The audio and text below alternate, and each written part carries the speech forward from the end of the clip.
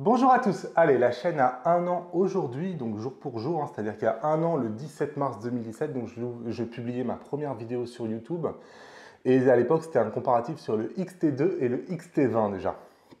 Donc voilà, comme je vous ai dit, bah écoutez, je cherchais une vidéo un peu particulière à faire pour ce jour-là en fait, et moi j'avais prévu de vous montrer quelques photos de mes dernières vacances, et finalement, bon, il y en a un d'entre vous qui m'a dit, bah non, mais nous, franchement, ce qui serait mieux, c'est comme les autres chaînes, des FAQ, donc j'ai commencé à regarder, c'est vrai que bon, pourquoi pas.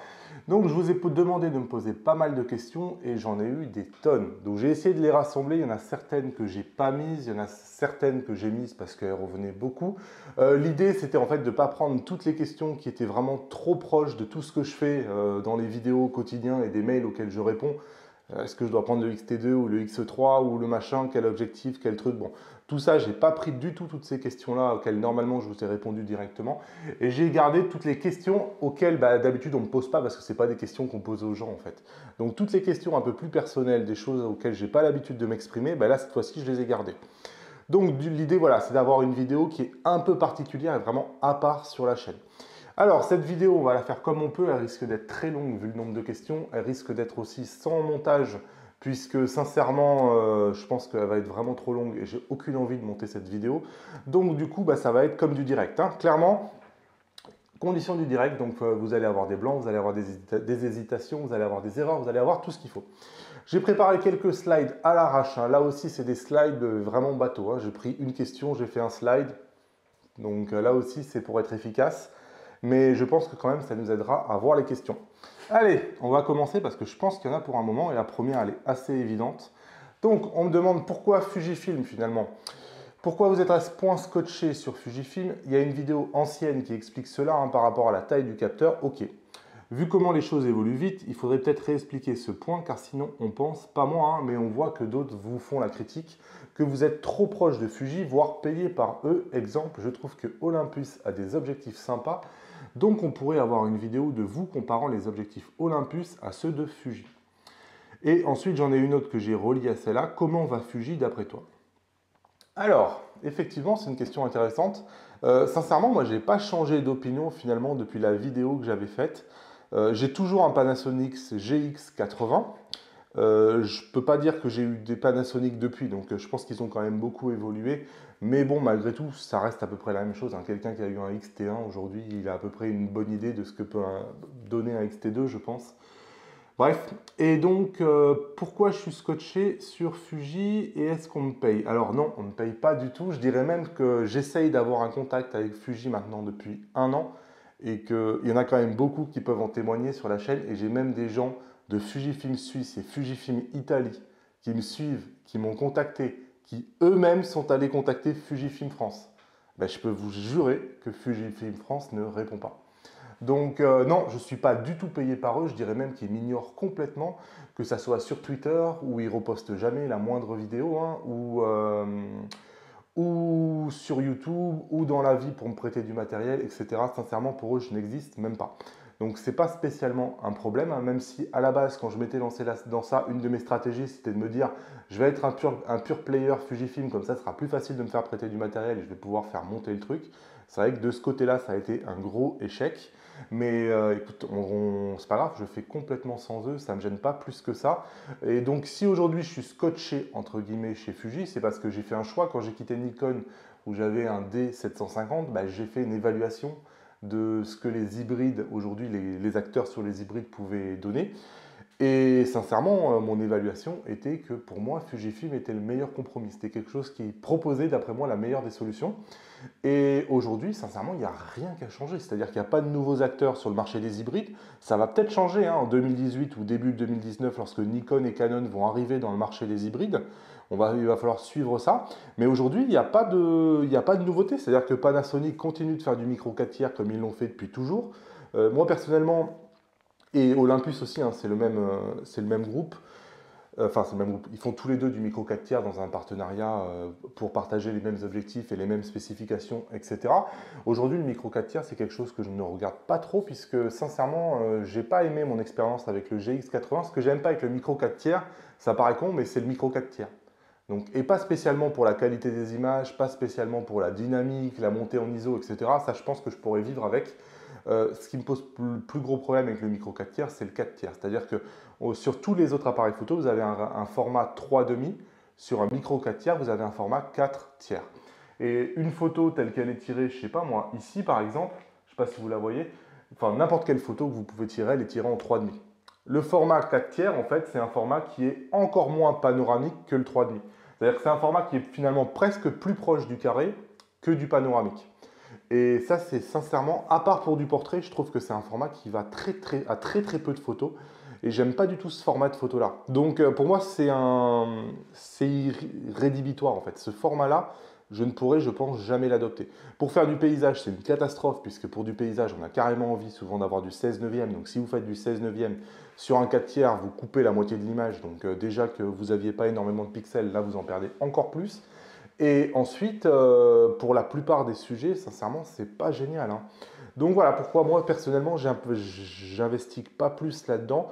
C'est vrai que pour faire de la vidéo, ils sont excellents puisqu'il est plus facile de stabiliser, je pense, un petit capteur que de stabiliser un grand capteur. Et donc forcément, avoir un petit capteur pour la stabilisation, bah, c'est vraiment un atout et ils arrivent à faire des miracles à ce niveau-là, de même qu'en termes de compacité, ils font des miracles, même si je trouve que dernièrement, notamment les Panasonic et même les Olympus sont de plus en plus gros.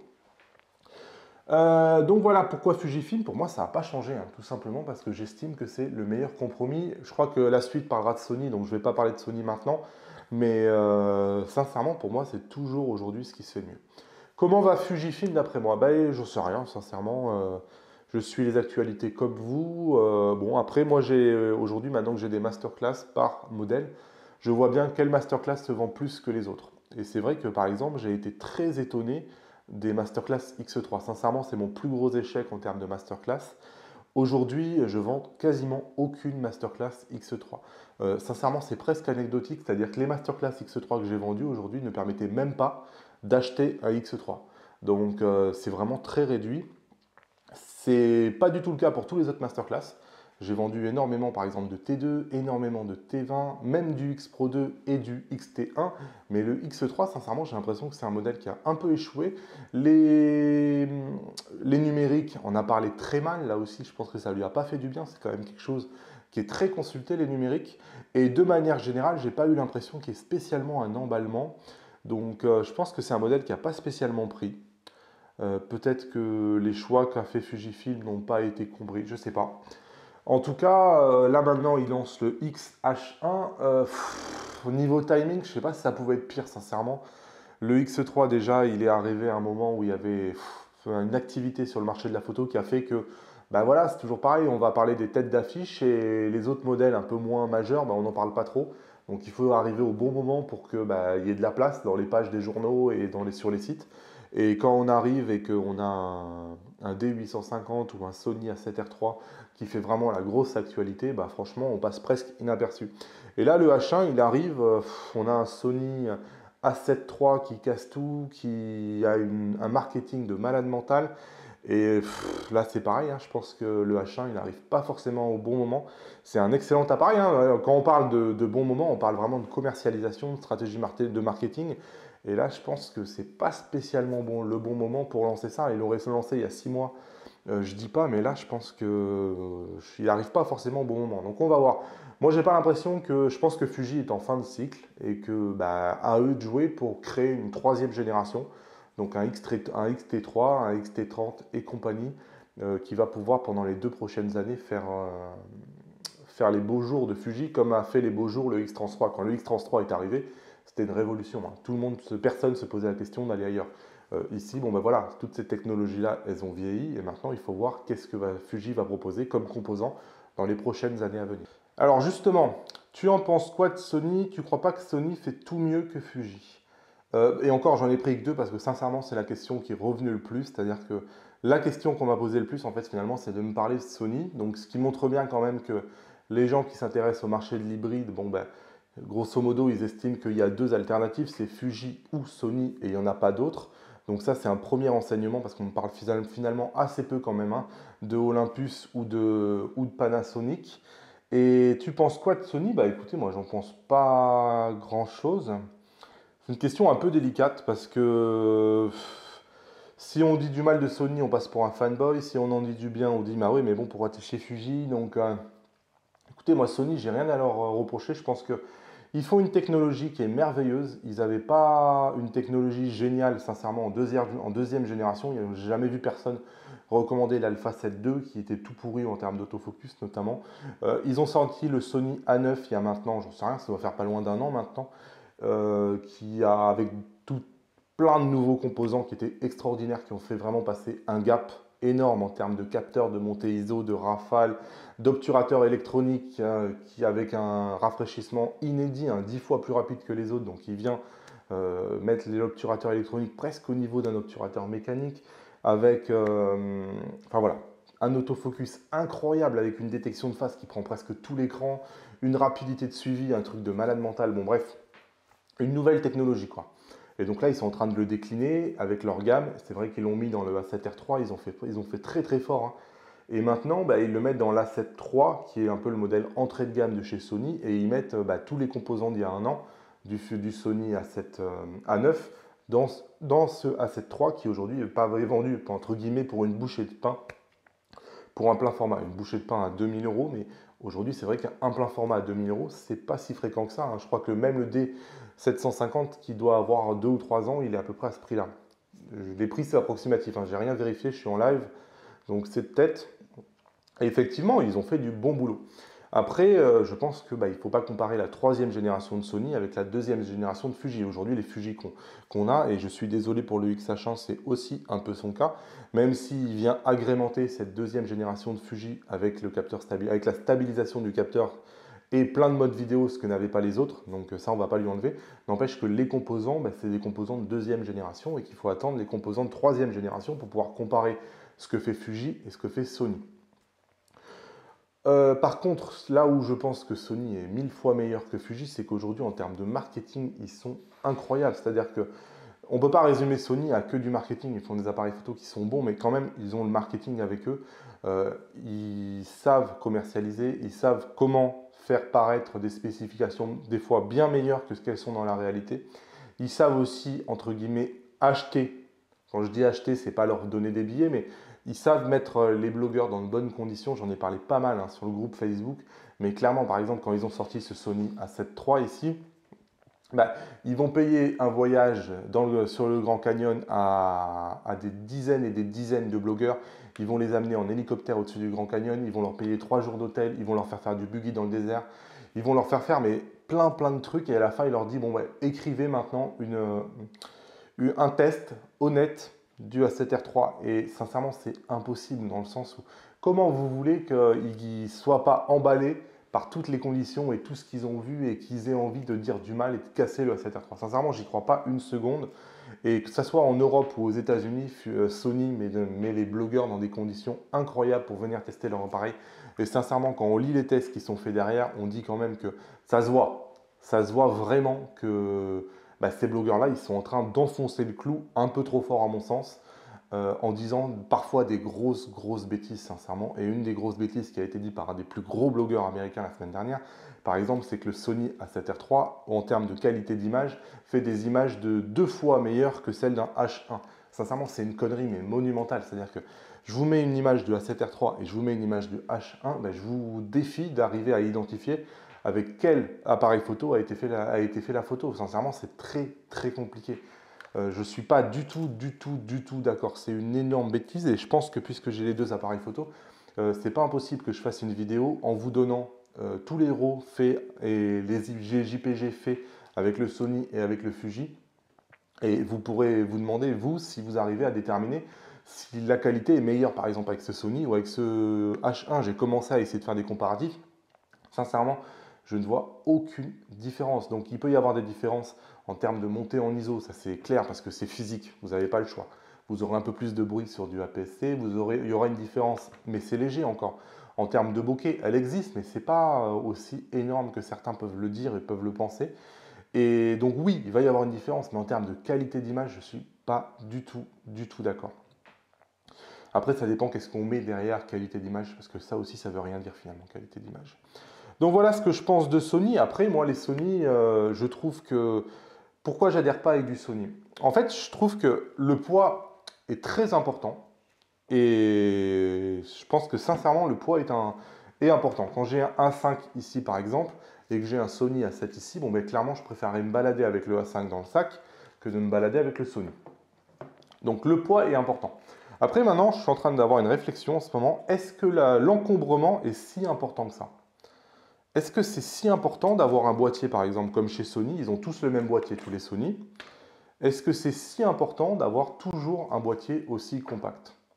Et finalement, est-ce que c'est pas plus cohérent, comme le fait Fuji, de proposer un boîtier tout petit, comme le A5, vraiment compact encore comme le T20 et comme le E3, un peu plus gros comme le T2 et encore plus gros comme le H1? Finalement, je trouve la démarche plus intelligente d'avoir des boîtiers qui sont de plus en plus gros pour essayer de convenir à tous les usages. Et finalement, je ne trouve pas que ça soit un avantage aussi énorme que ça. Sur un Sony, on se retrouve avec des gros objectifs de manière générale, puisque les objectifs sont vraiment beaucoup plus gros que chez Fuji. Ça n'existe pas des petits objectifs chez Sony quasiment. Et on est toujours avec des petits boîtiers. Je trouve que l'ensemble que ça forme n'est pas très cohérent. Je trouve que c'est pas très ergonomique d'avoir toujours un tout petit boîtier là et d'avoir un gros objectif qui est devant. Je trouve que ça donne pas un ensemble qui est génial. En plus, bon là je pourrais... Oh Marc, si, attendez, je vais mettre mon téléphone. En plus, hop, je trouve que, par exemple, regardez ici, ça c'est l'objectif de kit. Donc j'ai du 28-70, c'est une petite objectif de kit, c'est l'entrée de gamme de chez Sony. Un objectif de kit dont les gens sont plutôt partagés, entre guillemets. Et en fait, regardez l'espace que j'ai pour mon doigt ici. Clairement, quand je viens mettre ici mes doigts, j'ai mes doigts qui vont frotter sur l'objectif, qui frottent sur le grip ici. Franchement, je trouve que c'est pas extrêmement confortable et que avoir un boîtier finalement qui aurait été un peu plus gros, ça m'aurait pas gêné. Je vois pas en quoi le fait d'avoir quelques centimètres en plus sur le boîtier, c'est important. Ce qui est important pour moi, c'est le poids. Et je pense que c'est une des erreurs, et c'est là où je dis que le marketing Sony est probablement meilleur que le marketing Fuji, c'est que Sony en fait croire, entre guillemets, en montrant des tout petits boîtiers, etc., que quelque part ça va permettre de gagner en poids, mais finalement ça ne gagne pas du tout en poids, c'est esthétique. Enfin, je ne sais pas comment l'expliquer sans paraître con, mais c'est esthétique, c'est-à-dire que les gens relient, il est compact, ça va être léger. Alors que finalement, ah ouais merde, j'ai laissé tout l'attirail. Mais finalement, quand vous regardez les deux appareils, oui, ils ont exactement le même poids. Sincèrement, là, j'ai les deux dans les mains. Je ne pourrais pas vous dire lequel est plus lourd que l'autre. Ils ont le même poids. Et comme le Fuji va être plus gros, les gens vont relier ça. Ah, il va être plus lourd. Alors qu'en fait, ça n'a rien à voir. D'autant plus qu'ici, vous allez avoir un objectif énorme et que ça ne va pas être si facile que ça d'être confortable et qu'un gros boîtier, pour moi, sera plus confortable. Bref. Ensuite, en termes d'ergonomie, sincèrement, j'ai toujours trouvé l'ergonomie qui était Sony pas géniale. J'ai jamais compris, par exemple, qu'il n'y ait pas de molette ici. Il y en a une sur le A9, même sur le A7 R3, il n'y en avait pas. Ici, on a toujours cette vieille molette là qui sert plus à rien, sans déconner. Ces modes-là, c'est bon pour des entrées de gamme, je trouve. Je comprends pas du tout que Sony continue de se coltiner ça. Et voilà, on a ces boutons C2 et C1 ici, mais j'ai un peu du mal, notamment celui-là, à le trouver. Je trouve que les molettes, de manière générale, les molettes, je sais pas, je trouve que ça fait un peu cheap. Après, c'est des détails, mais cette molette-là ici, bon, moi, voilà. Après, ce que j'aime pas du tout, c'est par exemple le joystick qui est creux. Moi, je trouve que c'est pas génial. Et ensuite, ce que j'aime pour le moins du monde, c'est, et là, je ne sais pas si vous le voyez bien, bon, il n'y a pas de carte, je vais mettre une carte, peut-être que ça va l'aider.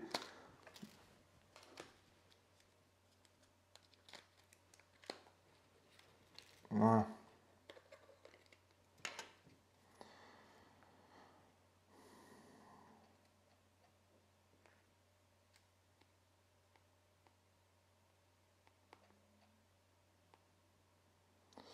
Alors, il faut lui dire,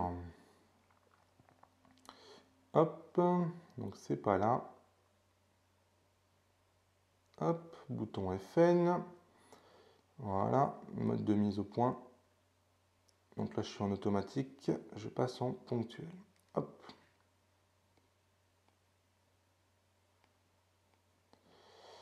Et il veut toujours pas, je sais pas pourquoi.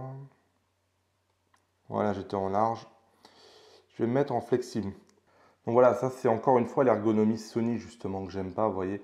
Rien qu'en en autofocus, franchement, et pourtant pour avoir suivi quelques masterclass sur le sujet, je pense commencer à le connaître, mais je trouve un peu tout compliqué tout ça, les spots élargis, les différentes tailles de spots, S, L, bref. Je trouve l'ergonomie pas géniale sur du Sony. Bref, ce que je voulais vous montrer, c'est le collimateur. Vous voyez, le collimateur, par exemple, je trouve que sur du blanc, je le vois bien. Mais dès que je suis sur une scène contrastée, et ça m'arrive souvent quand je suis dehors, là, regardez, par exemple, je le mets dans le carrelage en bas, sincèrement, je ne le vois pas en fait. C'est-à-dire que le collimateur, je le vois que quand il est sur du blanc. Et ça, c'est quelque chose qui me pose régulièrement problème. Parce que franchement, bon là, avec l'appareil photo, etc., je trouve que vous le voyez bien, hein. Mais en extérieur, c'est un collimateur qui se voit pas beaucoup, sincèrement. Bref, donc c'est du détail évidemment, mais j'aime pas les menus. Donc les menus avec les... Ça ressemble un peu aux menus qui se faisaient sur le XT1 en fait, en vrac avec des pages comme ça, page 1, page 2, on ne sait pas pourquoi il y en a dans page 1 et il y en a dans page 2. Grosso modo, c'est quand même vraiment, vraiment, vraiment le bordel, avec des pages, des pages et des pages. Alors après, on pourrait dire que chez Fuji c'est pareil, mais franchement là c'est vraiment ignoble. J'aime pas du tout, du tout, du tout ce menu. Après, voilà. Qu'est-ce que je sais pas quoi vous dire d'autre en fait. Fuji, c'est vrai que Sony fait du bon boulot. Euh, voilà, fait du bon boulot. Par exemple, j'en parlais sur le groupe Facebook, mais aujourd'hui le Sony A7R3, si vous voulez l'acheter avec le kit le moins cher, vous l'achetez pour 2499 euros. Aujourd'hui, si vous cherchez un kit avec le Fuji H1, bah, vous n'avez pas de kit à moins de 3000 euros. Donc ça veut dire que, bah, je suis désolé, mais oui, on peut pas comparer la qualité des kits. C'est-à-dire que le H1, par exemple, le seul kit avec un zoom standard comme ça, c'est avec la version 2.8. Donc oui, d'accord. Le Sony, il vous propose un boîtier full frame de grande qualité et ils vous mettent une optique en plastique qui, d'après ce que j'ai lu et ce qu'on m'en a dit, est loin, loin, loin, très très loin d'être bonne. N'empêche que quelqu'un qui aujourd'hui va regarder, bah, il voit juste un kit Sony pour 2500 et un kit Fuji pour 3000. Donc si vous voulez débarquer là-dedans et que vous venez de Canon ou de Nikon, etc., et que vous avez juste, vous voulez rentrer à moindre coût dans la gamme avant d'acheter d'autres objectifs, bah, Sony propose quelque chose à 2500.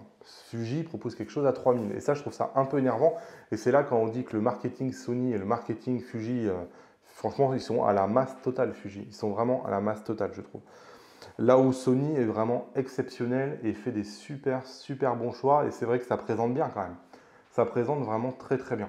Après, il faudra voir maintenant que Canon et Nikon vont débarquer, comment Sony va subir cette concurrence-là, puisque Canon et Nikon, ça risque d'envoyer du très, très, très lourd.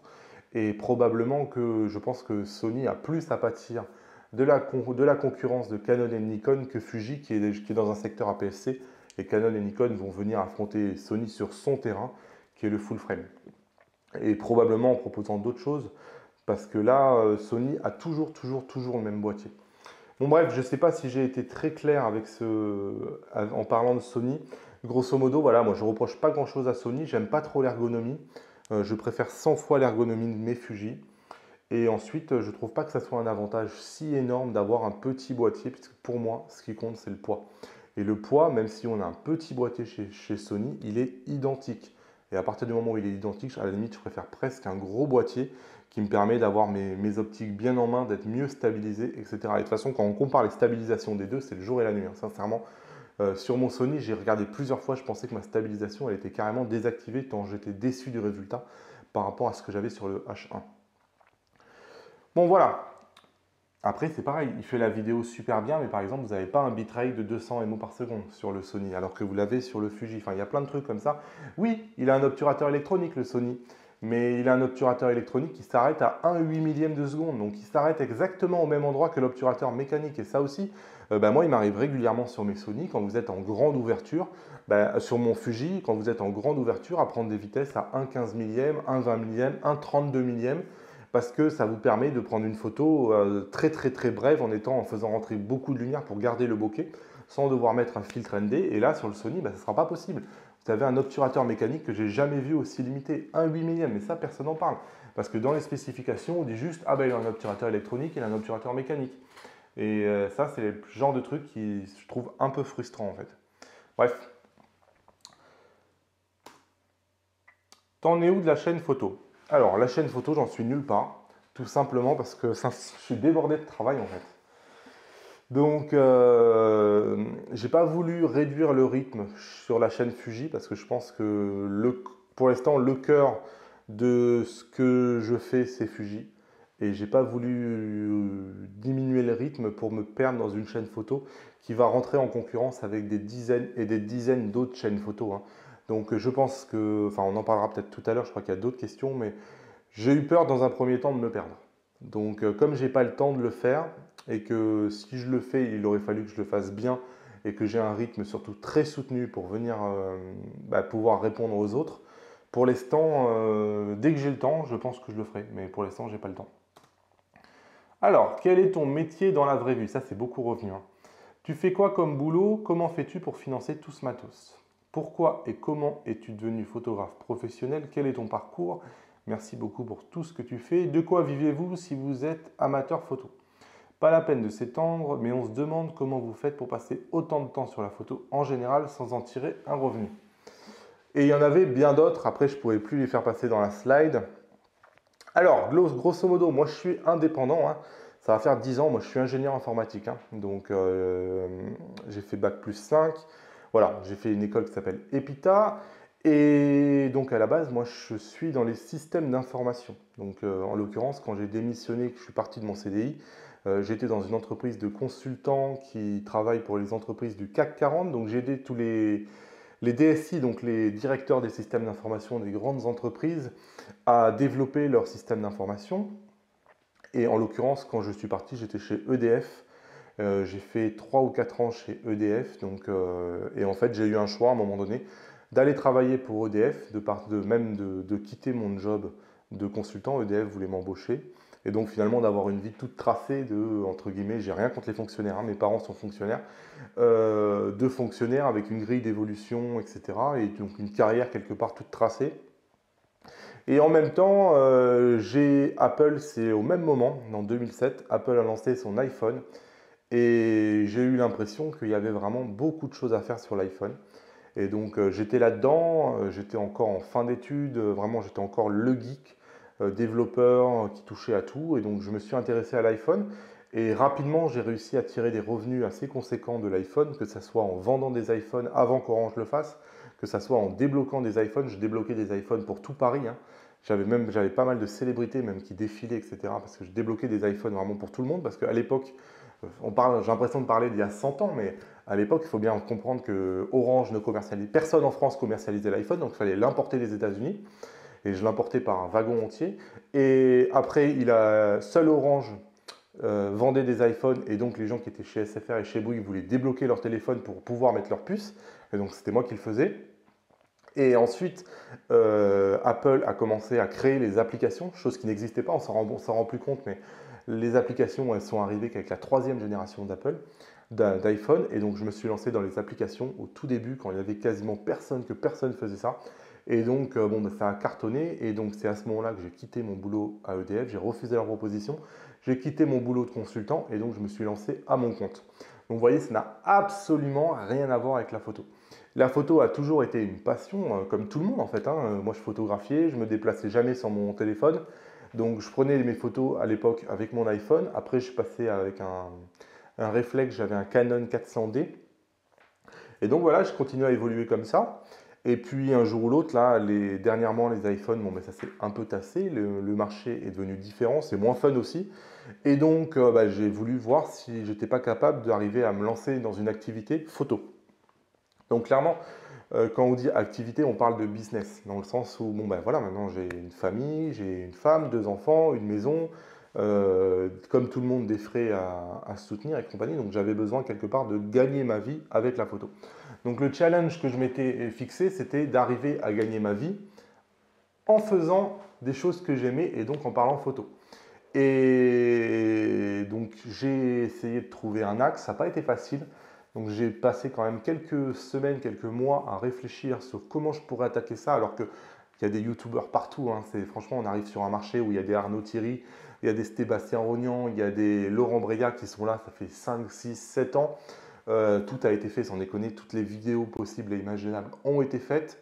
Voilà, il a fallu essayer d'analyser ça et de se demander comment on pouvait trouver sa place là-dedans et est-ce qu'il allait être possible d'en vivre puisque clairement, comme une activité en tant qu'indépendant, moi sincèrement aujourd'hui je suis incapable dans la situation que je suis aujourd'hui, que ça soit donc familial, de donner mes soirées et mes week-ends pour venir faire des vidéos. Donc je sais qu'il y en a beaucoup qui le font, même si c'est très difficile hein, quand vous voyez, ah comment il s'appelle? Mon petit réflexe. Ah, je me souviens plus de son nom, bon il est excellent. Bref, donc mon petit réflexe, quand vous voyez ce qu'il fait, malgré, donc il avait un travail et compagnie, il avait des enfants, franchement, ça demande beaucoup d'admiration. Après, il faisait une ou deux vidéos par semaine, mais c'était des soirs et des week-ends. Moi, sincèrement, je ne suis pas capable de le faire, déjà parce que je n'ai pas l'installation. Lui, il faisait ça dans son garage. Moi, la chambre de mon fils, elle est là, de l'autre côté du mur. Donc, quand il va se coucher, clairement, je ne peux pas venir ici être en train de faire des vidéos, c'est pas du tout possible. Et puis ensuite, voilà, j'ai pas du tout cette motivation-là, en tout cas de dire je vais passer toute ma vie et toutes mes soirées là-dessus. Donc j'étais d'accord pour y passer mes journées et que ça soit finalement un travail. Mon but c'était ça, c'était de créer mon propre travail. Donc du coup, mon métier dans la vraie vie aujourd'hui c'est d'être indépendant. Donc j'ai toujours eu mon entreprise, ça fait maintenant plus de 10 ans et j'essaye de lancer des activités. Alors des fois je me plante, hein. J'ai lancé il y a 2 ou 3 ans un site, vous pouvez aller le voir, qui s'appelle trouveundrone.com, il va avoir un pic d'audience peut-être et qui n'a pas marché à cause de la législation. Ça marchait plutôt bien, ça décollait bien comme site. François Hollande était arrivé, il a musclé, c'était à l'époque où il y avait des drones qui volaient partout dans Paris. Il a musclé la législation, ça s'est effondré du jour au lendemain et le business a été mort. Donc impossible d'en vivre, le projet a avorté. J'ai eu d'autres projets, hein. J'ai eu un projet qui s'appelait Zap la pub, qui était de créer une communauté pour zapper la pub. Bref, je ne vais pas vous raconter ma vie, mais j'ai eu plusieurs vies effectivement en tant qu'entrepreneur. Et donc là, du coup, mon but, c'était encore une fois de lancer une nouvelle activité qui allait bien fonctionner. Et voilà, donc j'ai la chance de tirer encore des revenus aujourd'hui de tout mon business iPhone que j'ai pu faire à l'époque. Donc je ne pars pas de zéro, j'ai quand même des revenus qui m'ont permis d'investir pour pouvoir créer cette chaîne-là. Et donc, clairement, aujourd'hui, oui, c'est ma passion. Je sais que sur YouTube, la plupart du temps, c'est des passionnés qui font ça de manière purement bénévole et sans volonté de gagner de sous. On voit que Arnaud Thierry, par exemple, là, il est en train, à peine au bout de 6 ans de chaîne, de dire moi, j'aimerais bien pouvoir en vivre de ma chaîne YouTube. Et je pense que, franchement, oui, ça demande beaucoup de travail, donc ça me paraît normal de pouvoir en vivre. Donc aujourd'hui, voilà, mon boulot, aujourd'hui, c'est ça. Donc clairement, quand je sors les chaînes et compagnie, quelque part, c'est mon boulot. Comment fais-tu pour financer tout ce matos? Oui, clairement, à partir du moment où c'est un boulot, il faut un modèle économique. Et donc le modèle économique que j'ai trouvé, c'est de venir proposer donc, les masterclass. Vous ne pouvez pas être ignoré, j'imagine que maintenant j'ai des masterclass. Donc j'ai une masterclass aujourd'hui par modèle d'appareil photo. Donc j'ai le T2, le T20, le E3, j'ai le Pro 2 et j'ai le XT1, XT10. Donc j'ai pas fait de masterclass pour le X100F parce que pour moi c'était la même chose que le X Pro 2. Franchement, c'est presque des copies l'un de l'autre. À un chouïa près, les gens qui ont un X100F suivent celle du X Pro 2 et j'ai eu aucun retour négatif. Donc bon voilà, c'est très bien. Et voilà. Et ensuite, moi j'ai des grosses formations. C'est-à-dire que j'ai une formation que j'ai mis au point pour apprendre la photo. Donc une formation, voilà, les gens ils y connaissent absolument rien en photo. Et donc je les accompagne comme ça sur une durée de 6 mois. Je leur mets à disposition des vidéos qui n'ont rien à voir avec les vidéos sur la chaîne, hein, qui sont des vidéos de 30 minutes, qui sont des vidéos où ils ont des PowerPoint, où ils ont des exemples. Voilà, et j'en fais des gens qui connaissent bien la photo au bout de 6 mois. Et ensuite, j'ai une formation sur le développement photo. Donc c'est une formation qui est basée sur Lightroom, ou pareil, les gens ils y connaissent absolument rien, ils savent à peine ce que c'est le développement photo, à la fin, ils sont parfaitement capables de faire du super développement photo. Donc aujourd'hui, c'est comme ça que j'en vis, c'est en vendant mes formations. Donc mon objectif, c'est que les vidéos que je fais soient vues le plus possible. Et finalement, YouTube n'est pas pour moi un objectif en soi. C'est-à-dire que sur YouTube, on a des abonnés, et c'est génial, hein. Mais si on se contente des abonnés, c'est toujours les mêmes personnes finalement qui voient. Donc un de mes objectifs, c'est surtout le site lesguidesfujifilm.com sur lequel je mets mes vidéos YouTube, donc c'est la même chose, mais sur lequel je me fais référencer par Google. Donc Google vient m'amener du monde sur le site internet et Google en l'occurrence aujourd'hui m'amène entre 6 et 700 personnes par jour qui n'ont jamais vu mon site. Donc j'ai 600 à 700 personnes par nouvelle, par jour, qui voient les vidéos sur YouTube et j'essaye de récupérer leur adresse email de façon ensuite à pouvoir leur proposer mes formations. Parce que, bah oui, dans les vidéos, aujourd'hui, je ne passe pas ma vie à venir parler des formations, je ne parle pas ma vie à venir parler des masterclass. Donc, je leur en parle ensuite par email, libre à eux si vraiment ça ne les intéresse pas de se désinscrire. Je harcèle pas les gens, je leur fais pas de spam. Par contre, effectivement, pendant les 2 premières semaines, les 3 premières semaines, bah, ils vont recevoir à peu près un mail par jour, durant lesquels je vais me présenter, durant lesquels je vais leur présenter ce que je peux proposer comme produit, et ça les intéresse ou ça ne les intéresse pas. C'est fait de manière intelligente, où je apporte de la valeur ajoutée aux gens en leur proposant des vidéos qui, je pense, sont plutôt bien faites. Donc, ce n'est pas non plus du commercial agressif avec des vieilles méthodes d'il y a 10 ans ou d'il y a 20 ans. Je pense que, enfin, je suis dans des formations aussi de marketing, dans des formations de comment faire pour gagner sa vie. Et tout ça, ça crée un espèce de cercle vertueux où j'ai un boulot, j'arrive à gagner ma croûte. Si j'arrive à gagner ma croûte, je suis capable de proposer un grand nombre de vidéos gratuites et donc je suis capable de financer du matériel pour être capable de proposer des vidéos gratuites. Et tout ça, c'est un cercle vertueux qui vient s'auto-alimenter en fait. Et la difficulté, c'est d'arriver à créer ce cercle vertueux. Chose qui, je pense, après un an, j'y suis à peu près parvenu, puisque aujourd'hui, sincèrement, ça marche vraiment bien. Et je suis capable d'en vivre, je suis capable de financer du matériel. Et quand je dis financer du matériel, en fait, aujourd'hui, donc j'ai une entreprise, dans mon entreprise, en fait, j'ai une ligne de 10 000 euros, donc par an, avec laquelle je m'autorise l'achat de matériel. Donc ces 10 000 euros-là, je les fais vivre. C'est-à-dire que j'avais un D850, je l'ai gardé 3 mois, j'ai revendu le D850, donc j'ai perdu un peu, mais j'ai regagné du budget, j'ai acheté le A7R3, je l'ai revendu, et je l'ai revendu à quelqu'un de la chaîne. J'ai revendu les objectifs du A7R3, etc. Et donc là, maintenant, j'ai acheté un A7 III. Et au fur et à mesure, bah, j'ai toujours de la perte. Donc ça va dans les charges de mon entreprise, c'est un investissement. Mais quelque part, bah, ça me permet, avec ce budget de 10 000 euros, de pouvoir tester du matériel, me faire une opinion sur les objectifs Olympus, non, je pensais à ce qu'on me disait tout à l'heure, me faire une opinion sur les objectifs Fujifilm, me faire une opinion sur les boîtiers Fujifilm, me faire une opinion sur la concurrence. Donc à chaque fois, je ne vais pas acheter tous les appareils photo, je vais acheter uniquement les appareils photo qui, à mon sens, marquent l'histoire de la photo. Donc pour moi, le D850 marque l'histoire de la photo, le A7R3 marque l'histoire de la photo et ce A7 III va marquer l'histoire de la photo, j'en suis persuadé. Chez Fuji, évidemment, je vais acheter tous les modèles. Et ensuite, voilà, j'essaye à la fin de l'année, on ne va pas se mentir, j'ai à peu près une perte de entre 40 et 50%. Donc, le fait de faire ça et de revendre, ça va me coûter entre 4 et 5 000 euros par an. Mais après, dans le cadre d'une entreprise, c'est quelque chose qu'on arrive à absorber et qu'on arrive à... et ça ne pose pas un problème en fait. À partir du moment où il y a un revenu, derrière, ça ne pose pas de problème. C'est pour ça que toute cette chaîne-là, finalement, elle est différente un peu des autres qui ne tirent pas du tout de revenus parce que le modèle et la façon dont c'est fait n'a rien à voir avec la façon dont c'est fait ailleurs. Voilà. Et clairement, aujourd'hui, un de mes modèles, bah, ça va être plutôt Laurent Breillat, vous voyez, que Arnaud Thierry. C'est-à-dire que Laurent Breillat, aujourd'hui, il gagne des millions et des millions avec sa chaîne photo. Et Arnaud Thierry, aujourd'hui, il gagne quasiment rien. Il a du mal à gagner 1000 ou 2000 euros par mois, il n'y arrive pas. Donc aujourd'hui, bon, son Tipeee récemment, là, depuis un mois ou deux, il est passé à un peu plus, mais vous voyez, il y a une grosse différence entre quelqu'un qui a du mal à tirer 2-3 000 euros et quelqu'un qui fait des millions. Et aujourd'hui, bon, c'est vrai que mon modèle de chaîne, c'est plutôt Laurent Breillat que Arnaud Thierry. Et alors que, paradoxalement, je préfère les vidéos de Arnaud Thierry que de Laurent Breillat. Voilà. Je pense que vous en savez un peu plus. Hein. Moi, je suis en toute transparence. Hein. Dès le début, avec vous, j'ai jamais fait semblant de ne pas vouloir gagner ma vie. J'ai jamais fait semblant de ne pas vouloir essayer de vendre des choses. Voilà. Je ne mets pas de lien affilié. Je ne suis pas en train de vous dire achetez Fuji pour acheter Fuji. Ce n'est pas du tout mon but. À aucun moment, j'essaye de vous refourguer du matériel dont vous n'avez pas besoin.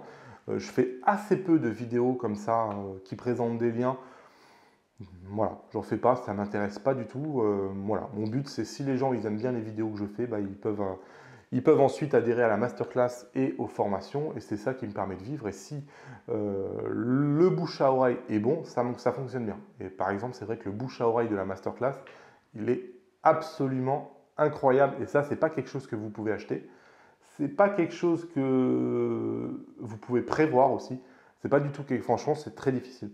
Et c'est vrai qu'aujourd'hui, bon, bah, clairement, la masterclass, elle va se vendre tout seul parce qu'il y a un bouche à oreille qui est génial. J'ai des mails de gens qui sont contents, que ça a aidé. Et voilà, le but de toutes ces vidéos, et que ça soit gratuit ou payant, c'est d'aider les gens.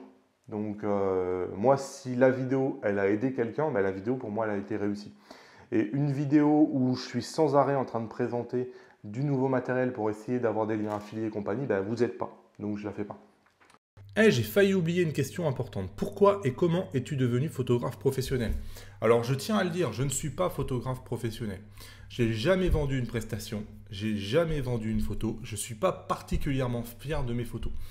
Par contre, j'ai toujours aimé aller au bout des choses et j'ai toujours été pointilleux, j'ai toujours aimé étudier, j'ai toujours aimé m'améliorer.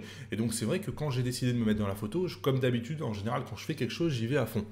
Et je ne fais pas dans la demi-mesure. Et effectivement, là, c'est exactement ce que j'ai fait. J'y suis allé à fond. Donc, j'ai lu beaucoup de bouquins. J'ai essayé de suivre des formations avec des vrais photographes et notamment en anglophone. Là, par exemple, récemment, j'ai suivi la formation d'Annie Leibovitz, qui est probablement la plus grande photographe au monde. J'ai suivi des workshops avec David Duchemin, qui est un photographe que j'adore. J'ai suivi, là dernièrement, j'ai fait le workshop avec les cascades avec un autre photographe professionnel que j'adore et dont je suis admiratif, qui est Olivier Roch. Quand j'ai voulu débuter avec les Fuji, mais j'ai fait la même chose avec les Sony quand ils ont commencé avec l'A9, et ben j'ai suivi beaucoup de masterclass par John Gringo, qui est probablement le maître dans l'art des masterclass. C'est sur lui, hein, quand moi j'ai décidé de lancer mes masterclass, que je me suis basé au niveau du concept. Donc c'est un Américain qui fait ça de manière sublime et il fait ça effectivement pour toutes les marques d'appareils photo. Donc clairement, moi j'ai suivi toutes ces masterclass à lui et c'est lui qui m'a beaucoup enseigné. Voilà, moi je me forme peu à peu comme ça en étudiant les autres photographes, en suivant leur masterclass, en suivant leur formation et c'est comme ça que personnellement j'évolue. Après, j'ai pas la prétention, vraiment pas la prétention d'être un professionnel. Alors je sais pas, c'est toujours la question difficile. La différence entre un professionnel et un amateur, bon, c'est est-ce que c'est vraiment le niveau de la photo ou est-ce que c'est uniquement que le professionnel vend ses photos et que l'amateur les vend pas? Il y a probablement beaucoup d'amateurs qui sont probablement meilleurs que des professionnels. En tout cas, je ne suis pas photographe professionnel, je ne vends pas de prestations de mariage, etc. Donc voilà, j'ai pas la prétention de l'être et je ne suis pas non plus spécialement fier de mes photos. Je vois des séries absolument incroyables que peuvent vous proposer certains photographes professionnels. Clairement, j'en suis pas du tout à ce niveau-là.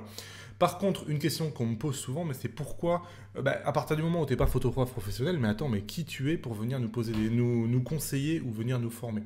Et donc voilà, en fait, moi j'estime que par exemple, si vous prenez Lewis Hamilton, un grand champion de F1, probablement qu'il vous apprendra moins bien à conduire que si vous allez voir un moniteur d'auto-école. Tout simplement parce que le moniteur d'auto-école, il a étudié le sujet, il passe son temps à essayer d'expliquer les bases de la conduite aux élèves qui n'y connaissent rien. Et Lewis Hamilton, si demain il essaye d'apprendre à conduire à quelqu'un, probablement qu'il ne sera pas patient, probablement qu'il n'aura pas les mots, probablement qu'il n'y mettra pas le temps. Et donc, clairement, il sera un bien moins bon enseignant que ce que pourrait l'être un moniteur d'auto-école. Et bien là, je pense que c'est à peu près la même chose. C'est toujours quelque chose que j'ai aimé, l'enseignement. J'étais étudiant-enseignant à l'époque où j'étais en école d'ingénieur. C'est toujours quelque chose que j'ai vraiment beaucoup affectionné et c'est toujours quelque chose que j'ai toujours fait, puisque à l'époque où j'étais sur l'iPhone, j'ai fait des guides d'utilisation de l'iPhone, j'ai fait des guides de déblocage, enfin j'ai fait toujours beaucoup de guides, toujours beaucoup de masterclass. C'est quelque chose que j'ai toujours fait et toujours adoré faire, aider les autres.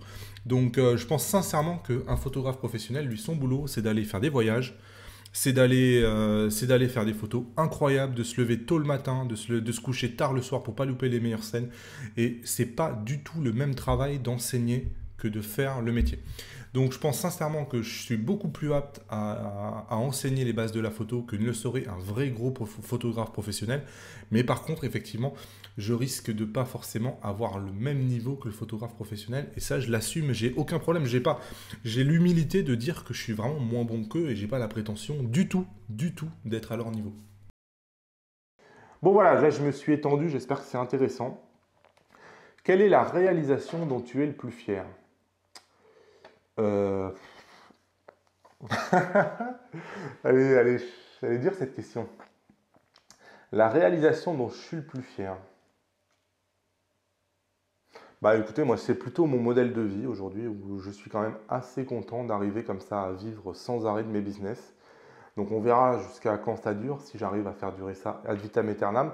Parce qu'aujourd'hui j'ai quand même la chance aussi d'être dans le milieu de l'informatique, bac+5 en informatique. C'est vrai que, disons que je suis capable, je sais que si je me plante, je suis capable de retrouver un travail très facilement. Donc j'ai toujours cette perspective-là de me dire que bon, c'est pas grave. Si un jour je me plante et que vraiment j'ai un gros problème, je pourrais toujours retourner là-bas. Après, c'est vrai qu'aujourd'hui, je suis plutôt content d'avoir été capable d'avoir un grand succès avec toute l'iPhone et d'avoir aussi aujourd'hui un succès que j'estime plutôt conséquent avec la photo. J'ai trouvé gonflé de vendre des masterclass. Franchement, je me suis dit que tu allais te planter. Je vois que tu en parles moins dans tes vidéos. Est-ce que tu regrettes? Ben voilà, j'en parlais juste avant, mais non, non, pas du tout. Je ne regrette pas le moins du monde, hein. Et aujourd'hui, les masterclass représentent 50% de mes revenus. Donc, masterclass 50%, les formations 50%. Et, et je vous dirais même, c'est-à-dire que depuis le 9 octobre, jour où j'ai sorti la première masterclass, il n'y a qu'une seule journée où je n'ai pas vendu au moins une masterclass. Donc, les masterclass, c'est au minimum 1 à 2 par jour et un record qui doit être aux alentours d'une vingtaine de masterclass dans la journée. Donc, voyez, c'est quelque chose qui m'aide vraiment à vivre, les masterclass. Donc, en tout cas, j'estime pas du tout m'être planté. Et par contre, c'est vrai que quand j'ai lancé les masterclass, moi, en tournant les masterclass, j'avais fait 3 vidéos parce que je m'étais dit, ah ouais, ça c'est vrai que j'en ai jamais fait une vidéo là-dessus. C'est vrai que ça pourrait être intéressant pour les gens. Donc, la démarche, elle n'est pas de dire, ah ouais, il faut à tout prix que je fasse des vidéos sur mes masterclass pour aller fourguer mes masterclass aux gens. C'est pas du tout ça.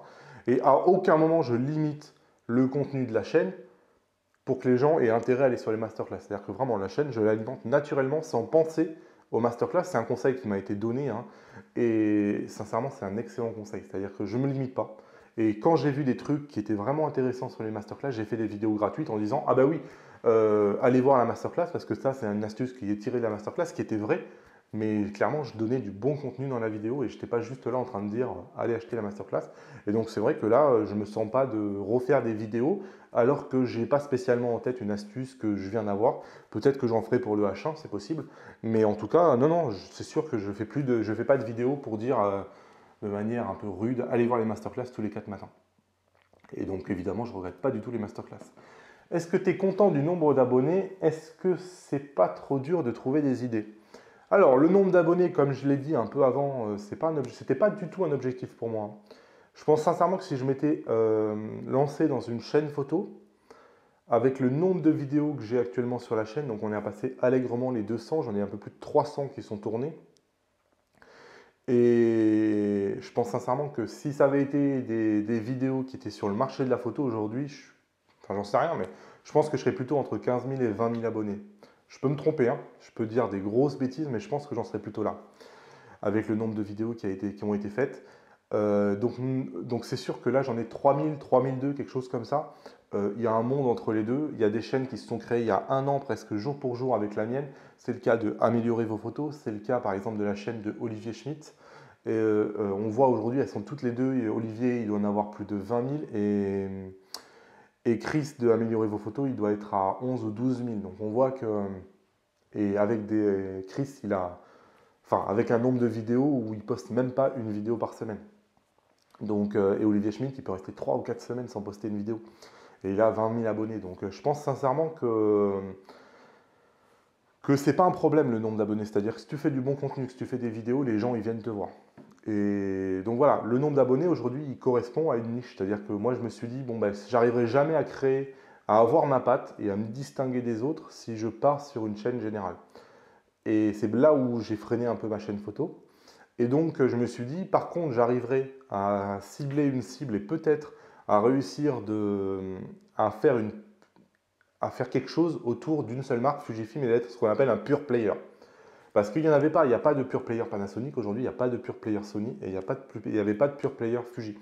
Et je me suis dit là, je vais être différent des autres, je vais proposer des choses différentes et en plus, je vais être capable, comme j'ai un public, une audience qui va être très très ciblée, de leur proposer aussi des choses et des formations qui vont être très très ciblées et que les autres ne proposent pas. Et donc, moi, j'ai aucun problème avec le nombre d'abonnés. Et à la limite, par contre, je suis plus intéressé par le nombre de gens que m'envoie Google que le nombre de gens d'abonnés que je vais gagner sur Fuji. Aujourd'hui, je pense que, sincèrement, je vous l'ai dit, je suis dans le cadre d'une entreprise. Donc, ça veut dire que si demain, j'avais envie de faire des concours, on voit des gros youtubeurs, hein, type Jojol, qui fait que ça pour augmenter le nombre d'abonnés, c'est assez simple finalement. J'achète 2 XT20 et je fais des concours sur ma chaîne pour gagner des XT20. Abonnez-vous à la chaîne, laissez un commentaire sous la chaîne. Je vais vous proposer un XT20 et en deuxième lot un objectif et en troisième lot un machin. Je suis persuadé que demain j'ai 6 à 7 000 abonnés fugistes qui sont sur la chaîne. Mais ce n'est pas la démarche que j'ai entrepris. Donc oui, le nombre d'abonnés me va très bien. Ça ne me pose pas du tout d'avoir que 3 000 abonnés en un an. Et tout ça, c'est quelque chose qui est plutôt pensé et plutôt assumé en fait. En termes d'idées, est-ce que c'est pas trop dur de trouver des idées? Non, pas du tout. J'étais persuadé quand je me suis lancé qu'au bout de 3 mois, c'était fini. Je pensais que j'arriverais même pas à l'été. Je me suis dit, c'est mort, quoi. Tu n'arriveras jamais à faire vivre la chaîne. C'est trop réduit comme domaine. Tu n'arriveras pas à l'alimenter, encore moins en tenant un rythme comme ça de 3-4 vidéos par semaine. Et finalement, on se rend compte que oui, j'arrive à l'alimenter. Et aujourd'hui, en fait, j'ai un pool d'idées il ne rentre même pas dans l'écran. Parce que, en fait, ces idées-là, c'est même pas moi qui les ai. C'est-à-dire que je reçois énormément de mails. Dans toutes mes vidéos, je dis contactez-moi. Partout, dans toutes les vidéos, je dis contactez-moi, je vous réponds. Et c'est une démarche qui a bien fonctionné. Les gens me contactent massivement. Je reçois vraiment des milliers de mails. Je tourne à peu près à 2000 mails par mois. Et donc oui, ça fait beaucoup de mails. Et dans ces mails-là, il y a toujours une question à laquelle je n'ai pas pensé. Et il y a toujours, et j'en ai une ce matin. Ce matin, j'ai eu un mail qui me disait, et j'ai noté l'idée.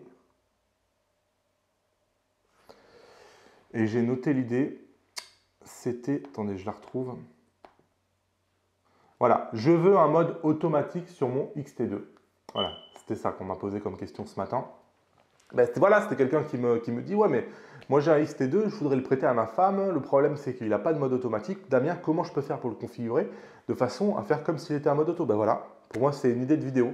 Je l'ai noté dans ma liste à idées et vous allez voir, je suis persuadé que dans 2 ou 3 mois, vous allez voir une vidéo comment avoir un mode automatique sur un XT2 ou un X Pro 2. Parce que c'est une bonne idée et c'est une question que plein de fugistes doivent se poser et ils doivent taper dans Google mode auto XT2. Et donc jusqu'à maintenant, ils ne vont pas avoir de vidéo. Et se placer sur Google avec ce genre de vidéo, c'est très simple. C'est-à-dire que si demain j'essaye de me placer sur Google, comprendre l'ouverture des appareils photo, c'est impossible. Me placer avec mode automatique XT2, demain je suis premier résultat et s'il y a 10 personnes par mois qui posent cette question-là, ils arriveraient tous sur le site.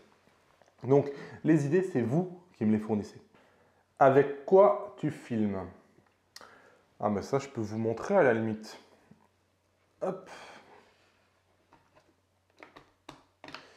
Allez, je vous embarque. Alors, voilà avec quoi je filme. Donc, j'ai 2 lumières. J'en ai une un peu moins importante parce qu'en fait, il y a la fenêtre à cet endroit-là. Donc, de toute façon, il faut toujours avoir un côté qui est plus éclairé qu'un autre. Et ensuite, j'en ai une grosse là, par contre, qui est beaucoup, beaucoup plus grosse. Donc là, c'est 5 ampoules, c'est des grosses ampoules. Hein. Hop, je vais vous l'ouvrir. Je ne sais pas si vous allez voir quelque chose, ça va être cramé. Vous voyez, là on n'en voit que 4, mais en vrai, il y en a 5. Il y en a une de l'autre côté. Et donc là, par contre, c'est une grosse lumière, mais qui éclaire très bien.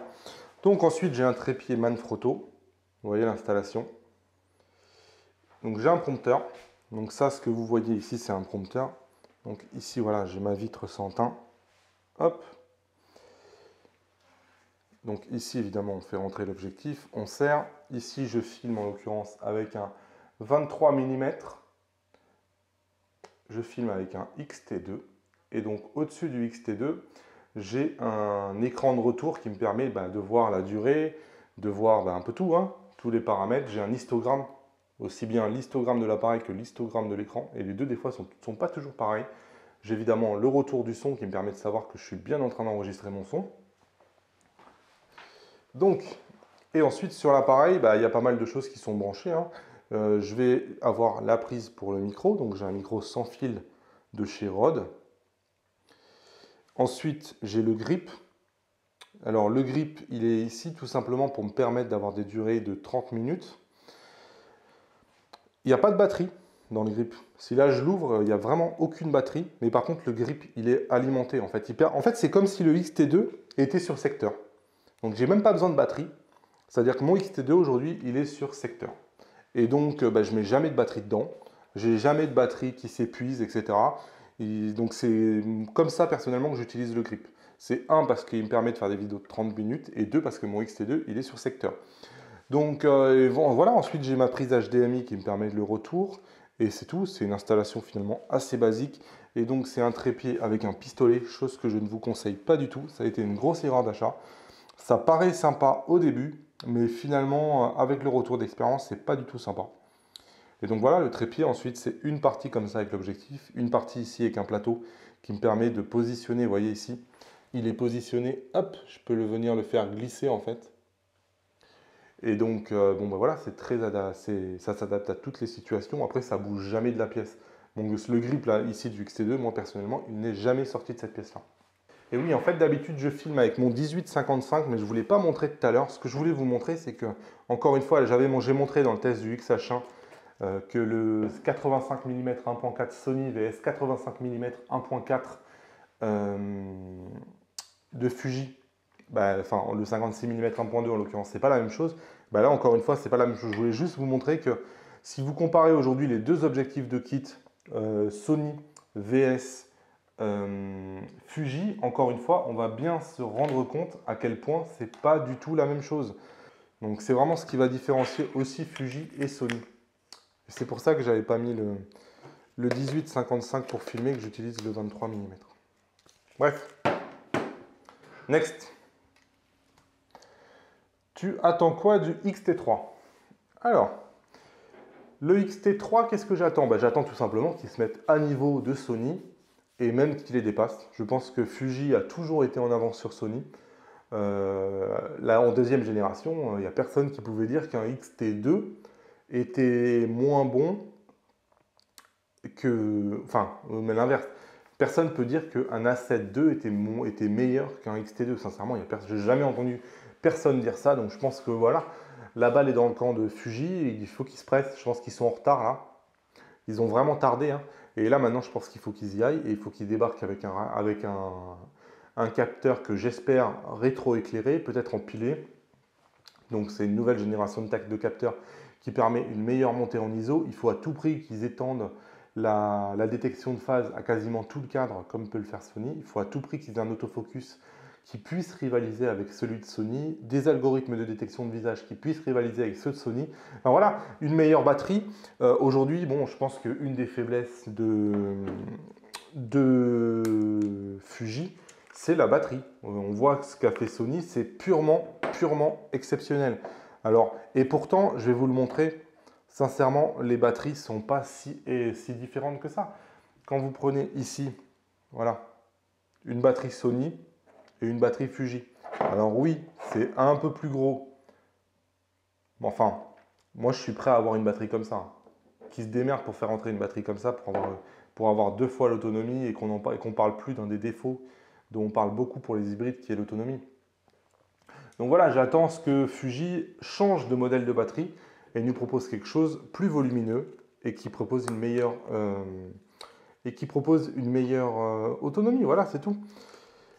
Et pour le reste, je pense qu'ils ne doivent pas changer de boîtier. La stabilisation, ils ne peuvent pas la mettre sur le XT3 parce que ça tuerait le XH1. Je pense que voilà, si ce XH1, pour moi, il aurait dû s'appeler XT3. Et en fait, présenter des capteurs du matos nouvelle génération et être présenté là maintenant en face du XA7 III. Et je pense que ça ne serait pas la même histoire. Moi, je suis persuadé que la presse dirait le XT3 il est meilleur que le A7 III. Parce que je pense que le cœur aujourd'hui, là où Sony est meilleur, c'est là où ils font le A7R et le A7S. Donc quand ils font la haute sensibilité et quand ils font la haute définition. Ça, Fuji ne peut pas rivaliser.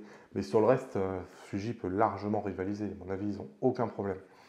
Mais encore faut-il qu'ils se bougent parce que là, ça commence à tarder. Donc voilà ce que j'attends du XT3. A priori, il sort fin septembre. Et quelques mégapixels de plus, je pense que les rumeurs disent qu'il va faire 28 ou 29 mégapixels. Je pense que c'est plutôt bien. Là aussi, on est dans le marketing un peu. Ça ne va pas changer la face du monde, mais ça va permettre de dire que le XT3 a 29 mégapixels, là où le A7 III en a que 24. Donc je pense que quelque part, c'est un argument aussi. Hop, sur tes projets pour la deuxième année de ta chaîne YouTube, dans quelle direction veux-tu aller ou bien tout simplement continuer? À ce propos, penses-tu avoir besoin de sorte d'assistant pour mener à bien ce projet? Moi, pour l'instant, je continue simplement ce que je fais. Je n'ai pas spécialement de direction dans laquelle je veux aller. J'ai pas besoin d'assistant parce que c'est très compliqué. C'est sûr que si je devais déléguer quelque chose, ça serait le montage des vidéos, quelque chose que j'aime pas spécialement et qui prend un temps de dingue. Après, je sais pas comment faire. Il faudrait pouvoir envoyer toutes les vidéos. Les vidéos, c'est des gigas et des gigas et des gigas. Donc, les envoyer à un monteur, bon, voilà, c'est très compliqué, je trouve. Et je me demande si le temps perdu finalement à organiser tout ça ne serait pas identique au temps gagné. Donc, au final, bon, je sais pas. La deuxième année de ta chaîne YouTube, en tout cas, j'ai pas prévu de changer grand-chose finalement pour la deuxième année. Je pense simplement continuer comme je fais là. Je pense que j'ai atteint un bon modèle. Ça a quand même pas mal changé, hein. Au début, je ne savais pas comment avoir les boîtiers. J'étais en train de supplier presque Fuji pour essayer de me les prêter. Là maintenant, j'arrive dans une nouvelle situation où Fuji, bah, finalement, bah, c'est pas grave. Je peux me débrouiller sans eux grâce à vous finalement. Et donc, c'est très bien comme ça. Personnellement, je serais intéressé par des sessions sur le terrain, des sortes de formations, donc des workshops en fait. Pour l'instant, ce n'est pas quelque chose que j'ai prévu. Voilà. Tu peux nous montrer ton installation de trépied lumière. Voilà, c'est déjà fait. Est-ce que tu utilises un prompteur? Je vous l'ai montré. Comment prépares-tu tes vidéos? Alors les vidéos, je les prépare, ben, effectivement. Des fois, on me pose des questions, je n'ai pas la réponse. Donc j'étudie. C'est vrai que maintenant, je commence à avoir vu tellement de questions que j'ai beaucoup de réponses. Mais voilà, si j'ai pas la réponse, j'étudie. Et quand il y a des nouvelles technologies qui sortent, il y a beaucoup de choses que je ne sais pas. Donc voilà, je me renseigne, comme tout le monde finalement. Quand on prépare une vidéo, ben, on se renseigne, on devient bon dans le sujet qu'on est en train de préparer. Et ensuite, on peut le présenter aux gens une fois qu'on l'a compris. Quand Fuji est sorti avec le H1, par exemple, ils ont dit on a un Electronic Front Curtain Shutter.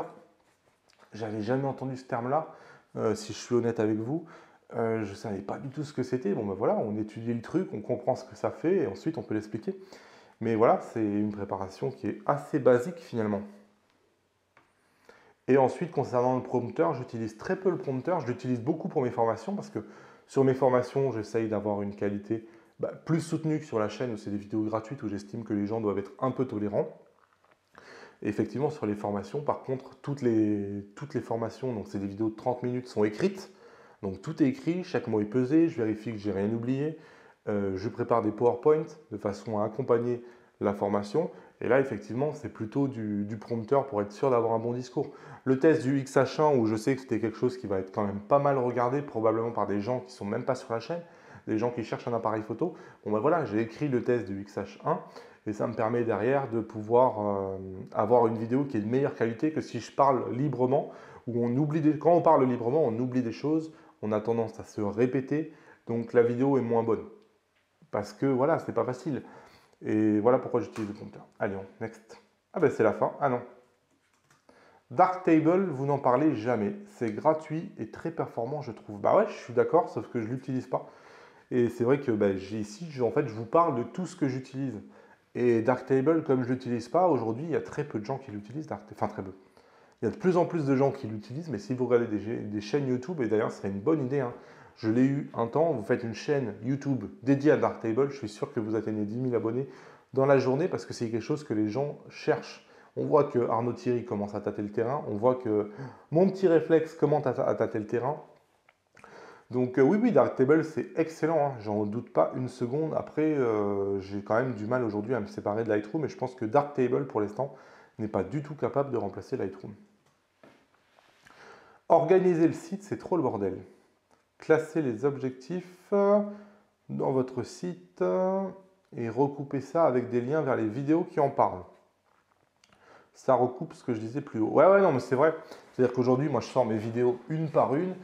Quand j'ai commencé tout ça, j'avais aucune organisation. J'en ai aucune aujourd'hui. Donc, quand il y a un code couleur sur le titre d'une vidéo, le code couleur, il ne veut rien dire. C'était juste parce que ce jour-là, j'avais envie de prendre cette couleur-là. C'est pas plus compliqué que ça. Et donc, du coup, c'est le bordel, ouais. C'est-à-dire que les vidéos s'empilent les unes après les autres. Il n'y a aucune organisation. Et c'est le bordel. Je suis assez d'accord avec vous. Malheureusement, voilà. C'est la dernière question. En fait, aujourd'hui, j'ai un problème de temps. C'est-à-dire que, clairement, aujourd'hui, je suis débordé. C'est-à-dire que j'y passe ma semaine. Et malgré tout, je suis sans arrêt en train de courir. Donc, c'est vrai qu'il y a beaucoup de choses que j'aurais envie de faire, dont je n'ai pas spécialement le temps aujourd'hui. Et donc, l'organisation de tout ça, ben, c'est sûr que ça serait un sujet. Ça permettrait aux gens de trouver plus facilement les vidéos, ça permettrait beaucoup de choses, mais voilà, j'ai pas le temps. C'est pas quelque chose qui est prioritaire en fait. Quand on fait une vidéo comme ça, quand on fait des vidéos et des formations et compagnie, on a toujours deux choix. On a le choix de produire du nouveau contenu et on a le choix d'améliorer du contenu existant. Et l'organisation, c'est l'amélioration de contenu existant. Aujourd'hui, je suis dans le choix, je ne fais jamais d'amélioration de contenu existant. Donc, c'est-à-dire que je produis sans arrêt, j'enrichis. Avec des nouvelles vidéos, j'enrichis. Alors oui, ça a l'inconvénient d'être imparfait. Ça a l'inconvénient de faire des choses qui sont vraiment moins chiadées que quand on fait une vidéo par semaine ou que quand on se laisse le temps de faire les choses. Mais ça a l'avantage d'enrichir sans arrêt. En fait, c'est comme une encyclopédie. Et j'enrichis sans arrêt mon encyclopédie. Et du coup, bah, je pense qu'aujourd'hui, ça a plus de valeur ajoutée pour moi d'enrichir mon encyclopédie que de passer du temps à organiser ce que j'ai déjà. Donc ça viendra un jour ou l'autre, mais là c'est vrai qu'aujourd'hui, je l'avais dit dans une autre vidéo, mais j'essaye de passer une journée par semaine sur les vidéos gratuites et 4 jours par semaine sur les formations. Donc les formations, ça prend énormément de temps. Voilà, c'est fini, plus de questions. C'est parti donc pour les 2 ans. C'est une vidéo qui probablement va durer plus d'1 heure, hein, vu à peu près ce que j'ai tourné. Venez sur le groupe Facebook, je trouve qu'on a plutôt une bonne ambiance sur le groupe Facebook. Alors après, bon, il y a toujours des petits conflits, des choses comme ça qui peuvent apparaître. Moi, j'ai envie de rigoler, des fois les gens n'ont pas envie de rigoler, bon voilà. C'est possible. Mais voilà, donc on est 1300 sur le groupe Facebook, c'est très actif. Je trouve qu'il y a une bonne communauté qui est en train de se former. Donc je vous mettrai le lien juste en bas de cette vidéo. Merci de m'avoir écouté si ça vous a intéressé. C'est une vidéo vraiment complètement particulière, hein. J'ai essayé de parler de choses que je ne parlais pas du tout d'habitude. Comme d'habitude, abonnez-vous à la chaîne. Cliquez sur les 12 conseils pour me donner votre email de façon à ce que je puisse vous montrer mes formations. Et voilà, à bientôt pour la chaîne.